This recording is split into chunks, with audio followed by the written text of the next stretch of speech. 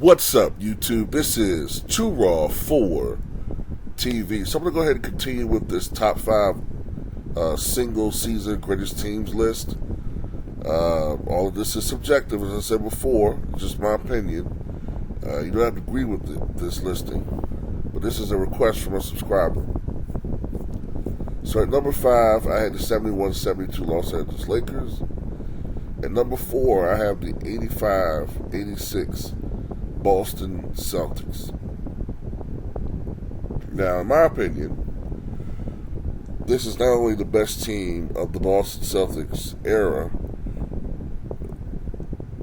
as far as the Larry Bird era, this is the best Boston team in the history of the NBA, the Celtics, the best team in the 1980s, and one of the greatest teams ever assembled. Some people still have this as the greatest team ever assembled. They went 67-15 during the regular season, one of the greatest records in the history of the NBA, though that's not the best record in Celtics history. That was achieved by the 72-73 Celtics, who went 68-14, but they ultimately lost in the Eastern Conference Finals to the eventual champion New York Knicks, who won 60 games that year.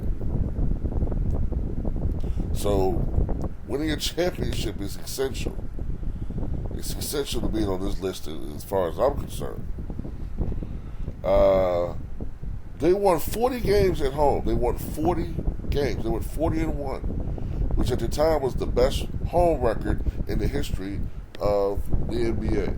Since then, only one team has tied that mark, and that was the 2015-16 San Antonio Spurs, who also went 40-1 at home.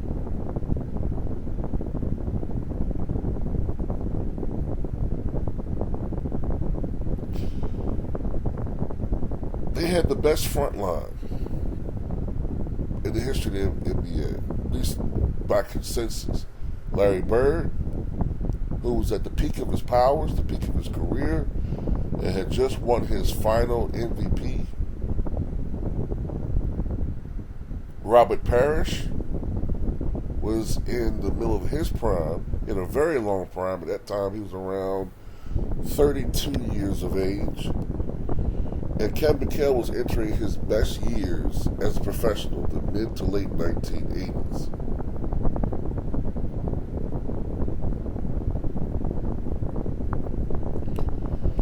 Then, for the era, they had sharpshooting Danny Ainge. Now, I know Danny Ainge is not a favorite of many people today. And, you know, Danny Ainge was an a-hole, absolutely. But Danny Ainge was one of the great three-point shooters of the 1980s.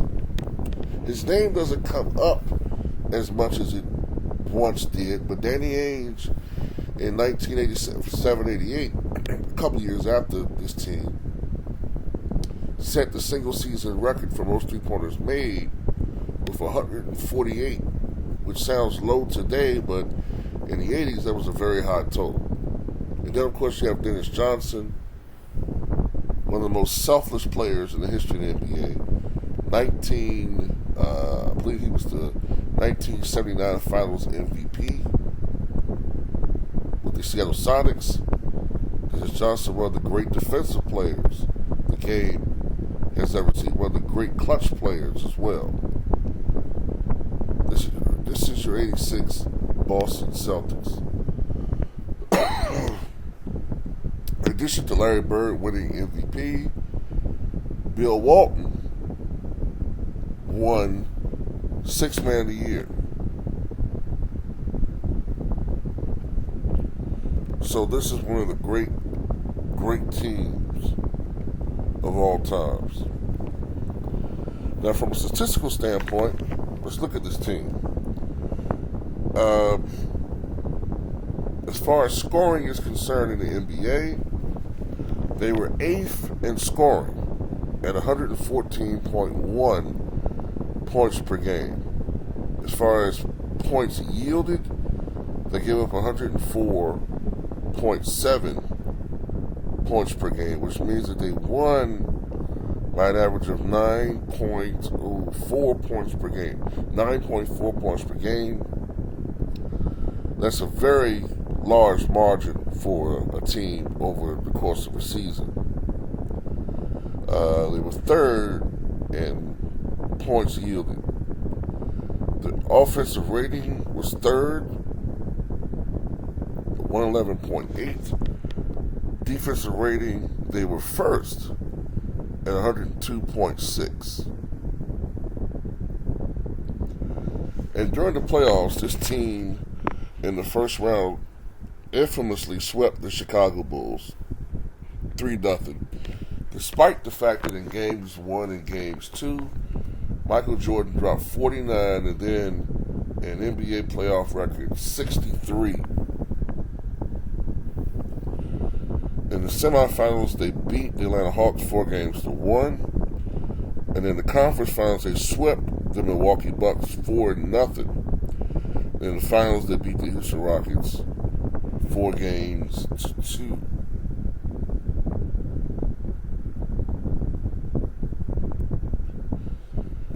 During the regular season, let's look at some of their numbers.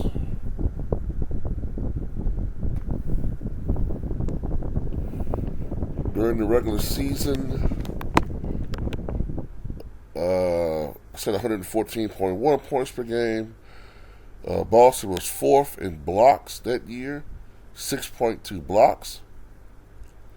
They were the number one rebounding team in the NBA, 46.4 rebounds per contest.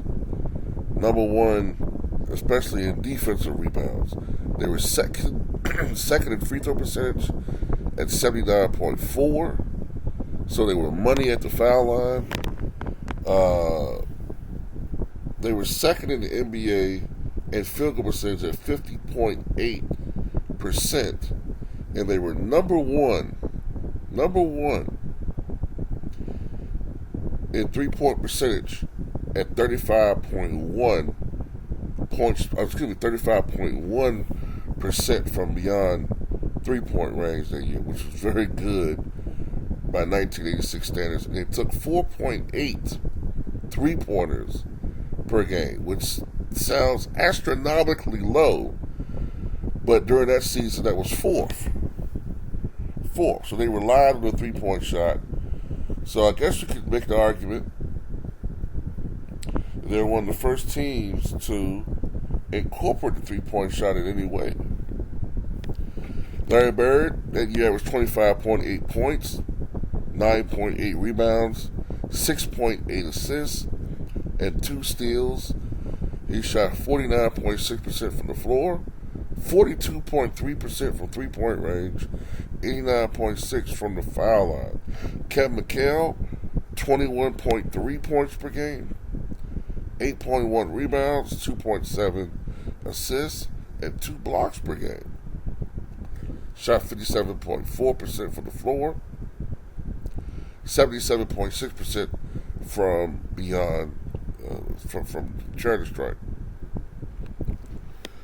Next, Dennis Johnson that year, 15.6 points, 3.4 rebounds, 5.8 assists, 1.4 steals, shot 82% from the charity stripe, and 45.5% from the floor. The Chief, Robert Parrish, 16.1 points per game, 9.5 rebounds, 1.4 blocks, 54.9% shooting from the floor, 73% from the foul line. And Danny Ainge, 10.7 points, 5 assists per contest, 1.2 steals, 50.4% shooting from the floor, 35.6% from three-point range, and 90% from the foul line. Jerry Seasting, almost 8 points. He shot 38% from three-point range, 92% from free throw range, 57% from the floor. Six Man of the Year winner, Bill Walton, 7.6 points, 6.8 rebounds, 1.3 blocks, 56% shooting from the floor, and 66% from the foul line. You know, they had a hell of a bench, man. They also had Greg Kite, Sam Vincent, David Thurkill, and Rick Carlisle and Scott Webman on these respective teams. And Boston, man, I think separated themselves from the league that year, I would say, with their team play. And that's something that you generally see in these all-time great teams, man. With these all-time great teams, even though you have great individual players, as a team, they gel in a way that you don't see in other seasons.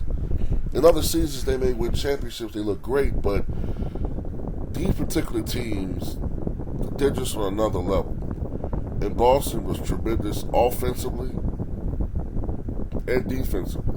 One thing that Boston could do that particular year, more so than any other year in the 80s, is that they could adapt their game and play different styles. This Boston Celtic team had enough offensive firepower to contend with the likes of the Lakers. They could play up and down in a full court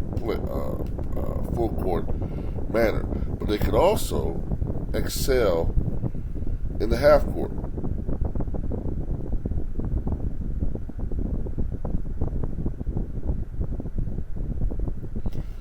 So,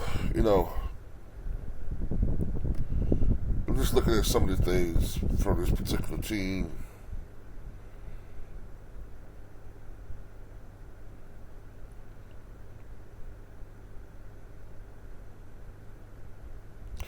They only lost at home once, and that was to the Portland Trailblazers.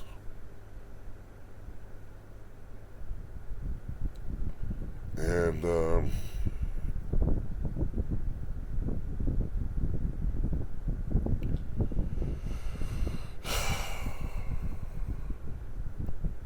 give me 1 second.